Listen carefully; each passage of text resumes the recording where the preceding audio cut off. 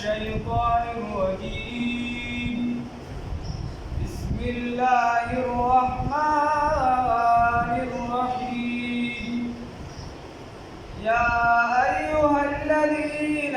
آمنوا ليبلونكم الله بشيء من الصيد تناله أيديكم ورماحكم ليعلم الله من يخافه بالغيب فمن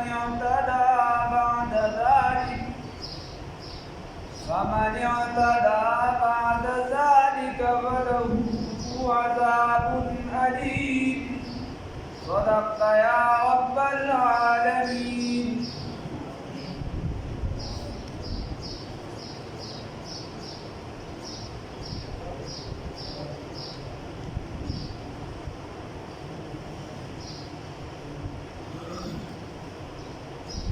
دیدنا الله رب العزت بلا مسئله کوي چې الله رب العزت ویلي چې تاسو بلا په احرام کې نو بیا تاسو ښکار مه کوئ. نو د هغه مسئلې تفصیل الله رب العزت دلته څه ناڅه کوي او ورپسې سبایي سبب الله رب العزت فرمایي یا ایها الذین آمنوا اے د ایمان خاوندانو لیبلونکم الله خامخا امتحان کوي ازمیخ کوي الله رب العزت په تاسو باندې بشیء پس سیسرا پلک شاندې سیسرا من الصید د ښکارنا تنالوه چې رسیدونکي وي دغه ښکار ته ایدیکم لاسونه ستاسو ورماحکم او غشي ستاسو ليعلم الله عبد الله بن عباس يقول ليظهره الله لپاره د دې چې ښکاره کړي الله رب العزت من يخافه چې څوک یریږي د الله تعالی نه بالغیب په نالیدلو فمن اعتدى بس هغه چا چې تجاوز کو د حد نه تېر شو بعد ذلک وروسته د دې نه فله نو بس د ده دپاره عذاب علیم عذاب دردناک دی. الله خبره دا ده الله رب العزت وایي چې کله تاسو په داسې حالت کې چې محرمان یې نو بیا ښکار مه کوئ. غالبا د صلح حدیبیې موقعه او داسې کتابونو لیکلي د نالیدلو کار دی په نالیدلې عاشق دی د نبي دی او هغه عاشقو یې صفت دي د نالیدلو کار کتابونه چې کوم وایي چې میل دي کیلومتر نه چیمین کې چې دا مدینه منوره ده د ذوالحلیفه او اوس ورته بیرغلي ویلی شي د کوم چې میقات دی د مدینې منورې د طرفه کې چې اگر میقاتونه دي کوم چې د مدینې منورې د طرفه میقات دی د مدینې منورې نه شپږ میله لري او د مکې معظمې نه 300 میله لري. د دغه ځای نه چې دی خلق احرام کوي د عمرې لپاره حج لپاره چې کله د مدینې منورې د سیډه دي نن سبا ته دی وي نو مسلمانانو صحابو د دغه ځای نه احرام وتړه وجود کې هغه ځای ته ورورسېدل کوم چې د کیکر بوټي وغیره نو هلته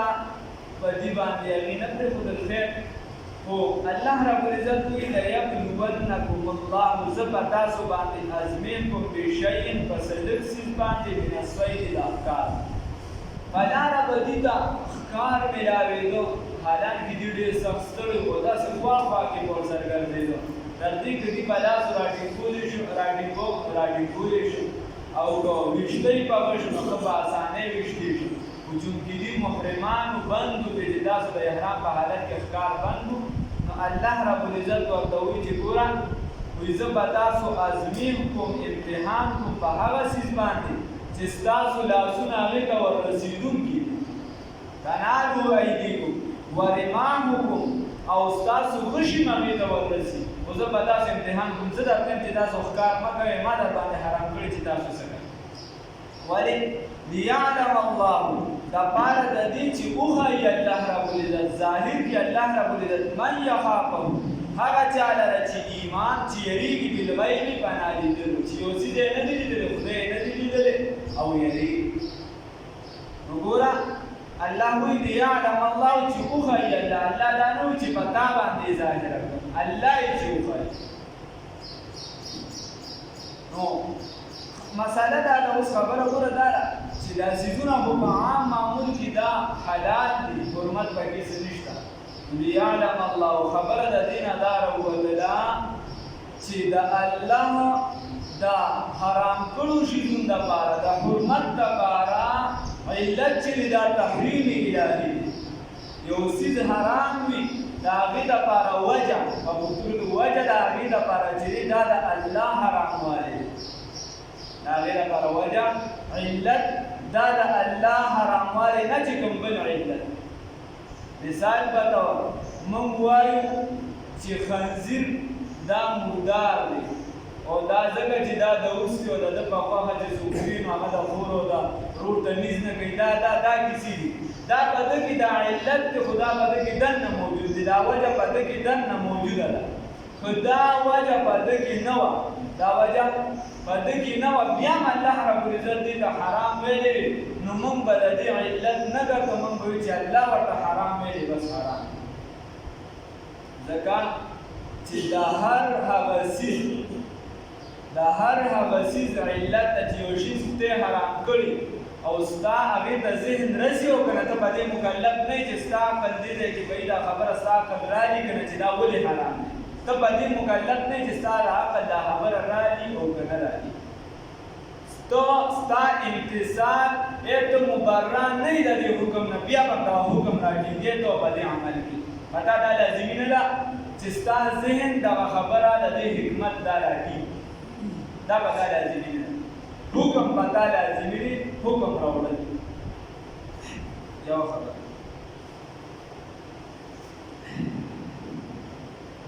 بله خبره دا ده چې فایده د دې نه دا راوتله چې کله تا ته دغه شان د الله د جانب نه یو حکم متوجه شي نو بس په هغې کې امر د الله ربالعزت ضروري دی. په هغې کې ستا خپل د ذهن او د عقل حکمت معلومول ضروري نه دي. هر چې عقل دی، هر چې علم دی او دین دی، دا دین چې کوم دی دا را روان په نقل دی.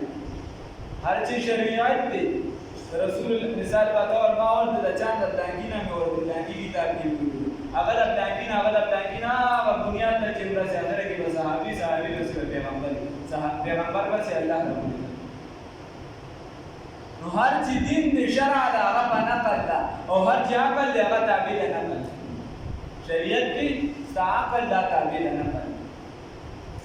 د رسول الله صلی الله علیه وسلم د پیغام تابع دی. ستا عقل دی هر څه وایي، ستا پاکه ګفتې ګړز وکړئ، ستا ګفتې ډبا کېږي ستا کړی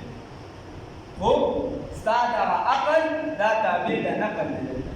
رسول الله صلی الله علیه وسلم یو حکم راغی معراج شریف ته لاړ، ستا عقل ښه وي بد وي ټیک دی غلط دی هغه ستا عقل ته به یې مانې ورماحکم او غشي ستاسو یعلم الله دپاره دی چې معلوم کړي الله ربالعزت من هغه چا لره دپاره د دې چې لیظهره وښایي الله ربالعزت ښکاره کړي الله ربالعزت من هغه چا لره یخافه چې یریږي د دغه الله نه بالغیب په نالیدلو فمن اعتدا بس هغه چا چې سرکشي وکړله بعد ذلک وروستو د دې نه فله نو د ده دپاره عذاب علیم عذاب دردناک دی. الله دې وساتي چې الله ورته خپل حکم راولېږو او دې پکې بیا ودې مدې یو څه بل سره وباسي نو الله ربالعزت وایي چې بیا دې ځان تیار یا ایها الذین آمنوا ای د ایمان خاوندانو لا تقتلوا الصید تاسو مقتلوئ ښکار لره وانتم محرمون په داسې حالت کې چې تاسو احرام کیئ ومن قتله هغه چا چې قتل کو منکم ستاسو نه متعمدا قصدا فجزاء مثل نو جزا د دغه عمل ما هغه دا قتلا چې څه قتل کړي من النعم د څاروونه یحکم فیصله به کوي به په دې سره ذوا عدل دوه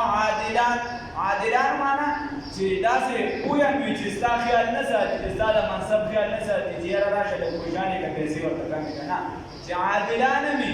او بل چې پوهې په دغه سیس باندې پوهېږي په دغه پروګرام پوهېږي مثال په طور سواریانو کې مردان کې دا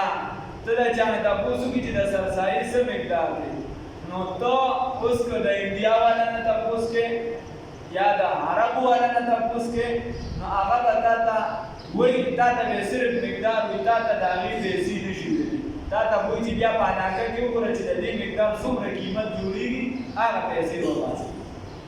لکه شان په حرم شریف کې کوم ښکار وشو نو دوه عادلان د دغه ځای پوهه خلک به په هغې مقرر کړي چې وایي دا ښکار ما وکړو د اوسې مې ښکار کړه دلته چې دی چیلۍ مې ښکار کړه د غر دا مې وکړو دا مې وکړو د دې قیمت څه جوړېږي چې هغه په دغه باندې پوهېږي په هغه ځای په قیمت باندې پوهېږي نو هغه ته مراد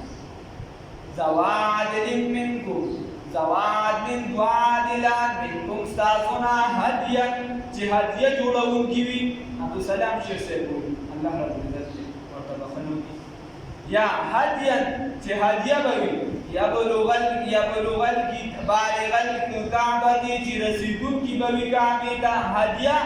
هر هغه څیز چې کوم ده دغه جنایات وغیره د انسان نه وشي په دوران د حج کې یا د عمرې کې یا چې دی دا نور چې ښکار مالو کې یو څه بس څومره چې جنایات دي بس دا به حرم شریف دای په حدودو کې چې دای ته بارو سره خپل ځایونه به مقرر کړي هغې کې به دا قرباني کوي نو هغې ته ویل شي بالغ الکعبة چې رسوونکي وي د حرم شریف حدودو ته او نور چې هر قربانۍ دی هغه خو بیا پاره ځای کې کېږي او کفاره یا کفاره طعام مساکین طعام د غریبانانو او عدل ذالک یا برابر د دې صیاما روزي لیذوقا دپاره د دې چې وسکي وبال امره وبال د امر خپل وبال د کار خپل عذاب د هغې خپل کار عفا الله عفوه کړې د الله رب العزت عما د هغه څه نه سلفه چې تېر شوي دي ومن عاد او هغه چا چې زیاتې وکړو تېرې وکړو پس د دې نه فینتقم الله نو انتقام به واخلي الله رب العزت منه د ده نه والله یقینا الله رب العزت عزیز غالب عزیز انتقام اخیستونکی خاوند د انتقام خبره ده په دې آیات کې چې الله رب العزت وایي چې کله تاسو په احرام کې نو تاسو ښکار مه کوئ دا ښکار نه مراد د وچې ځناور دي د هغې نه مراد چې دی یو د مولخ نه دی او یو د مراد د مری نه دی مولخ هم حلال دی څه وکړي نو بیا ځان نه شي حلال دی ومن قتله منکم متعمدا اوس الله رب العزت اوس په دې کې څه حرام دي دغه شرم مخصوص څومره چې یو خو چې داسې درندی چې هر څنګه یې هغه په تا حمله کوي په تا درځي یا داسې څیزي لکه مال شي یو څه بل څه شي چې دا نقصان ورکوي رسول الله صلی الله علیه وسلم په دې باره کې موږ هم قاعده ویلې ده چې هغه شی چې ضرر درکوي مخکې د ضرر نه هغه ته مړ کړي چې یو مسلمان له چا ضرر ورکوي مخکې د هغې نه ته مړ کړه مثال په طور دا چېرته ما ولید ته وایي چې مړه زما صاحب ځمکه نه ده خپله سړي د بل چا کور دی د بل چا دی د دې مه مړ کړه نه چې چا له ضرر ورکوي یو انسان نه مخکې د هغې نه چې دغه شي ښه نه مړ یوه خبره بل نور چې کوم دي لکه چیرې شوه د غر شوه یا زیبرا یا چې د اوسې دا کیسې چې کومې دي کوم چې د ښکار ځناوران دغه شو یا سپږه مږه شوه دا ګونې یو څه بل څه دا شیزان چې دا کله دا څه د مړه کړو دا څه د ښکار نو چې کله دې دا وکړو نو اوس د زیبرا د هغې برابر اوښ دي د هغې په بدله کې به بیا وخوري هغه به تا حلالې داسې نور سیزونه د هغې په بدله کې چیرې را د څه په سیزونو په مقابله کې غوا را د څه په مقابله کې مثال په طور میخه شوه داسې چې څه دی د هغې د کومو چې قیمت د سره نشته ډېر کمزوري نو چې د کومو قیمت شته فجزاء مثلو د هغې جزا چې دا بدله مثلو په مثل په شان ما د هغه قتله چې کوم تا قتل کړي چې کوم شي دې قتل کړي د هغې په مثل به چې دی ته ورکړې مطلب ته ویل زیبرا مثال په طور په مقابله کې دی به اوښ شي ته به اوښ چې دی نو دا حلالۍ ته به قرباني کړي اوس که تا ته دغه شی میلو نه شو نو بیا به د هغې قیمت اندازه کې دوه عادلان به مقرر کړي هغې قیمت راوباسي او هغې قیمت به هلته کې ورکوي یا دغه شان یو څیز داسې چې د هغې قیمت د سره چې دی دغه څیزونو ته داسې ډېر کم دی. مثال په طور دا چې دی دغه سپږې مږې یا چې دی ویښته دي د بدن نه چې دی وباسل وغیره دا ټول بند دي د احرام په حالت. دا اصل چې درنه ویښته بند پرېوته نو علما وایي چې صدقه لږه ورکوئ ځکه دا حد ډېر ګران کار نو هغه ورته ووایه چې الله رب العزت وایي چې بیا به که چېرته دغه مقدار ته نه رسي نو بیا مقدار ته نه رسي بیا به روجې نیسي برابر ده دا. اوس یو کس روجې په هغه صورت کې چې یو کس دغه کومه چې قرباني ده دا کومه چې قرباني ده دا دغې پیسې د سر دی د قربانۍ د سر پیسې نشته نو د قربانۍ به قیمت راوباسي. عادلان به مقرري د قربانۍ به قیمت راوباسي یا نور څه مړه کړه نو چې څونه کم وي نو اخر قیمت به راوباسي. چې کله قیمت راوباسي نو هغې ته به بیا وګوري چې د دې قیمت برابر څومره روجې راځي. مثال په طور راځي چې یو کس روجه وکړي نو باندې باندې څومره پیسې راځي. لکه شان 100 روپۍ شوي نو د 1000 په مقابله کې به روجې دی خو هوا چې دې په مقابله کې 100 روپۍ راځي نو هغې هم روجې به بیا نیسي. لکه شان چې کم کم وي د هغې پیسې ورسره دی نو بیا د خیر د دې کې ونیسي یو دې ونیسي. دا خبره ده. الله ویل یذوبه دپاره د دې چې وسکي وبال امره عذاب عاقبت د امر خپل چې کوم کار یې کړی دی کومه ګناه یې کړی د خدای پاک حکم یې مات کړی دی چې د هغې هغه عذاب ورته په دنیا کې ملو شي.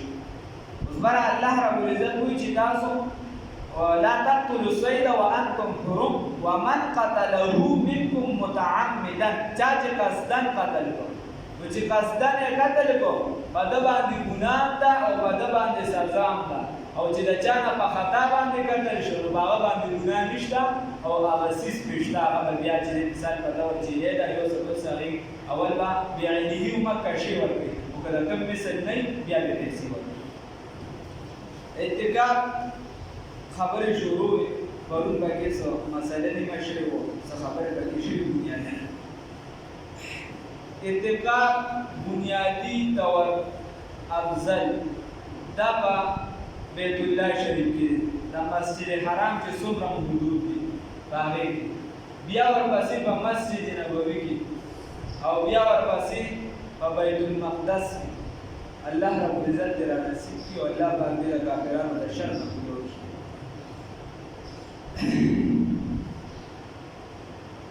نو دغه درې ځایونه خو افضل شو الله دې ټولو توفیق راکړي.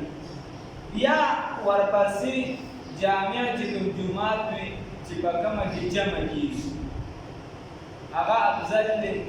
او د کلي جومات که چېرته جامع وي نو هغه د ټولو نه ښه دی ځکه چې د کلي حق په انسان باندې زیات وي او کوم جومات کې چې تراویح یا اعتکاف وشي نو ټول کلیوال چې دي دا ګناهګار دي. اللهم صل بیا ته پکې ما وجه ویلې وه چې ټولو نیتو کې وسه کېږي. دغه شان په اعتکاف کې بلا دیو بیرس لیکلي دا یو شي چې درته زه وایم زما خیال دی سره نه خو به خلک اعتکاف ته کېږي. نچوړ د ټولو دا دی چې څومره چې ښه کارونه دي د خیر ښېګړې خبره ده ښه کار دی په جومات کې درس و تدریس دی د چا د اسلام خبره ده د چا د روغې خبره ده څومره چې د نیکۍ کارونه دي خدای لیکلي جومات ته ته صدقه ورکړې هر څه ورکړې نور چې څومره د نیکۍ کارونه دي د جومات ته د قرآن پاک تلاوت شو یو څه بل دا ټول دا جایز دي دا ټول جایز دي. هغه یو کس چېرته تللی نو په دا وخت یې طالبۍ کې تېر کړ چې واپس راته ډېر کې نه ورته هېڅ نه ورته چې کلي ته راغی چا به ورته وایي چې یاره دا څنګه مسلې راته وایي هغه ورته وایي چې تاسو مسلو څه ضرورت و چې ډېره یې کړه ستړې که هغه یوه ورځ مېلمه ته وکړه تعلیمي کړه راځي چې تاسو پوه یې یوې ورته وایي چې یا پوه یو راځي چې پوه یې نو بیا درته د مسلو څه حاجت دی بلکې کیسه ختمه تاسو نور پوه یې د ما مسلو حاجت نشته. په بله جمعه ورته خلکو حساب کتاب جوړ کړو چې ورته وایي چې موږ نه پوهېږو چې دوی ورته وایي چې نه پوهېږو نو هغه ورته وایي چې تاسو ناپوه یې نو زما مسلې په تاسو کار نه کوي په تاسو کار نه کوي. او چې درېیمه پېره شوه نو نیم ورته سلا وکړه چې وایي به پوه یو نیم وایي چې ناپوه یې چې نیم وایي ورته ډومبې خپلو کې سلا وکړه چې اتحاد وکړې بیا به درته څه کیسه نو خبره داسې ده چې جایز او ناجایز ټول پېژنې چې دا خبرې ښې دي نو دا ښه چې څومره دي دا به راټینګوي نو چې کوم ورسره لازمي خبرې دي چې باید سره ماتېږي یا به درته ویم خو چې الله توفیق درکړي کینې انشاءالله. دویم نمبر چې څومره ناجایز خبرې چغلي ده، د بل حق وال دي، بل په جګړه کول دي، د خلکو غلط نظر چاته کول دي، هغه که په هر اعتبار سره وي، د چا بد رد وښول دي، دا ټول د اعتکاف نه بار حرام دي. نو چې د کوم شي بیا عظمت راشي، لویوالی راشي، په هغې کې بیا په طریق الله ډېر حرام شي، د هغې عذاب بیا نور هم زیات شي. په جومات کې بیا بالکل حرام دي، دا بالکل حرام دي. شاه منصور بابلي صاحب راغلی، دې دا خبره کړې لکه ګلداده وبدیا مقتدي ځای ناست مخامخ به کوڅې هغه وایي شاه منصور وایي خانه خلکو ته وایي خانه وایي ښه خراب پېژنې، حرام و حلال پېژنې. وایي شاه منصور والا ته مې وایي چې مردار و سمه پېژنې. بیا دا خبره ده چې تاسو د امداد غنمو تړه نشو ټینګولی. سیلاب چېرته راغلی وي، ما ورته وویل غنم ټول تاسو وخوړ، یا نن دی نن سبا به موږ داسې وایو چې ښې و بدې پېژنې، حرام حلال پېژنې. بیا دا خبره چې سړی د بېنظیر پیسو تړه نشي ټینګولی، او بیا دا خبره ده دا چا پیسې یو څه بل څه برابر یو دغه پیسې دي. الله دې معقول ټول چې دې دا په خېټه باندې وکړي. نو مزدورکار او حق دغه پکار چې خپله سړی ورکړي په دې وخت کې، هغه د هغې حق ملان دی. الله دې معقول وایي ما ورته وایي چې بیا دا خبره ده چې تاسو به پردي ګټې باندې ورشئ، نو په هغې باندې بیا ګټې نه کېږي. نو څومره چې بد کارونه دي هغې نه خو منع ده په شریعت کې بالکل، چې څه سرماتېږي هغه نورې مسلې دي، خو چې کومې بدې خبرې دي، د زنا خبرې شوې، د زنا سره متعلق شوې، نظر غلط استعمالول شو، او د چا دپاره کټ نه کېناستل شو، حتی غلط سوچ شو په جومات کې، دا ټول چې دي د دې نه به حد الوسع ځان لرې ساتي. کوم بنده چې په جومات کې کښېني نو کوشش به دا کوي چې د ضروریاتو نور چې د دې په منځ کې بیا کوم مباح خبرې دي، مباح هغې ته ویل چې په هغې کې نه ثواب شو نه عذاب پکې شته، هغه ته کولی شي د ضرورت مطابق خبرې. مثال په طور ته ورته وایي چې بهی نن چې دی نو بېنډۍ پخې کړې، نن سیوان راوړی، نن کیلې راوړی، نو دا شیزان میزان د خپل ضرورت مطابق ویلی شي، دا کیسې کولی شي. یا د ضرورت مطابق ته چې دی مثال په طور ستاسو دفتري کاري، ستا چې دی د کاروبار سره مسله یي، هغه د ضرورت تر حده پورې کولی شي او ټول دفتر په جومات ته نه راغونډه کېږي. دغه شان سامان چې څومره د ضرورت مطابق به راوړئ، ټول بازار په جومات ته نه راوړئ. بیا جومات کې چې کوم بنده اعتکاف ته ناست وي، حتی الوسع دی به هم د خلکو نه د کلام نه غیر ضروري خبرو نه ځان لرې ساتي، چې یکسویي ده نه پیدا شي. حضرت شاه صاحب وایي او دقه شان چې څو پورې د خلکو وس کېږي، دی به هم ورته ځان په خبرو کې نه اخته کوي. د ګناه خبر خاصم ګناه دی، غیر ضروري خبرو کې به هم ځان ورسره نه اخته کوي، دې نه به ځان بچ ساتي.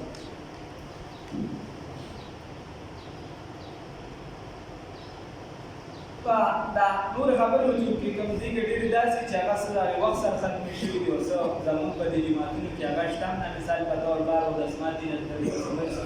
دې ډېر بیا ممکن نه دي، او که چېرته راغله نو بیا به وکړو.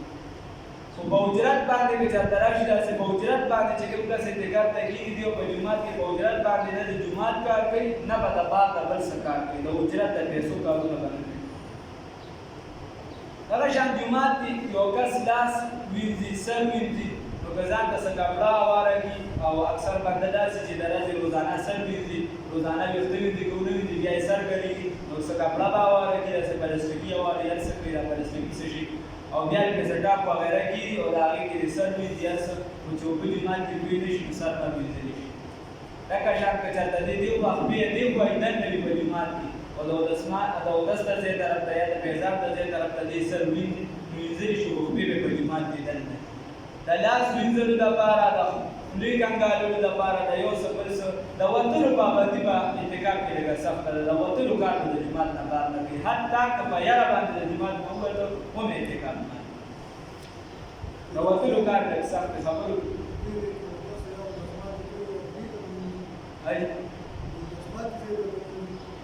دا د جومات د حدود احترامان دننه دی، او د حدودو نه بار دی، چې څومره سجدې ځای دغه د جومات حدود دي. که ځای حاجت ته وځي که نه یې خبره خو راروانه دي. دا لاس دا اودس ته به دیار سره به دی له بدلېږي.